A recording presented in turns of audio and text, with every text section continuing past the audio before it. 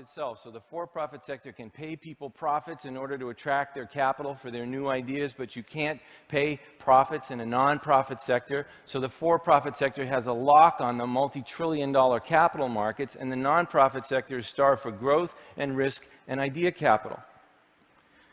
Well, you put those 5 things together, you can't use money to lure talent away from the for-profit sector. You can't advertise on anywhere near the scale the for-profit sector does for new customers. You can't take the kinds of risks in pursuit of those customers that the for-profit sector takes. You don't have the same amount of time to find them as the for-profit sector, and you don't have a stock market with which to fund any of this, even if you could do it in the first place. And you've just put the nonprofit sector at an extreme disadvantage to the for-profit sector on every level. If we have any doubts about the effects of this separate rulebook, this statistic is sobering. From 1970 to 2009, the number of nonprofits that really grew, that crossed the $50 million annual revenue barrier, is 144. In the same time, the number of for-profits that crossed it is 46,136. So we're dealing with social problems that are massive in scale, and our organizations can't generate any scale. All of the scale goes to Coca-Cola and Burger King. So why do we think this way? Well, like most fanatical dogma in America, these ideas come from old Puritan beliefs. The Puritans came here for religious reasons, or so they said, but they also came here because they wanted to make a lot of money. They were pious people, but they were also really aggressive capitalists. And they were accused of extreme forms of profit-making tendencies compared to the other colonists. But at the same time, the Puritans were Calvinists. So they were taught literally to hate themselves.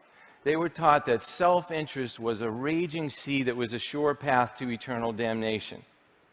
Well, this created a real problem for these people. Right here, they've come all the way across the Atlantic to make all this money. Making all this money will get you sent directly to hell.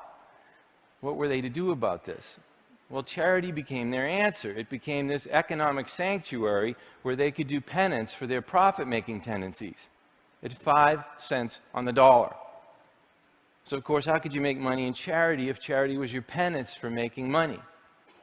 Financial incentive was exiled from the realm of helping others so that it could thrive in the area of making money for yourself. And in 400 years, nothing has intervened to say that's counterproductive and that's unfair. Now, this ideology gets policed by this one very dangerous question, which is what percentage of my donation goes to the cause versus overhead? There are a lot of problems with this question. I'm going to just focus on 2. First, it makes us think that overhead is a negative, that it is somehow not part of the cause. But it absolutely is, especially if it's being used for growth. Now, this idea that overhead is somehow an enemy of the cause creates the second, much larger problem, which is it forces organizations to go without the overhead things they really need to grow in the interest of keeping overhead low. So we've all been taught that charities should spend as little as possible on overhead things like fundraising under the theory that, well, the less money you spend on fundraising, the more money there is available for the cause. Well, that's true if it's a depressing world in which this pie cannot be made any bigger. But if it's a logical world in which investment in fundraising actually raises more funds and makes the pie bigger, then we have it precisely backwards, and we should be investing more money, not less, in fundraising, because fundraising is the one thing that has the potential to multiply the amount of money available for the cause that we care about so deeply.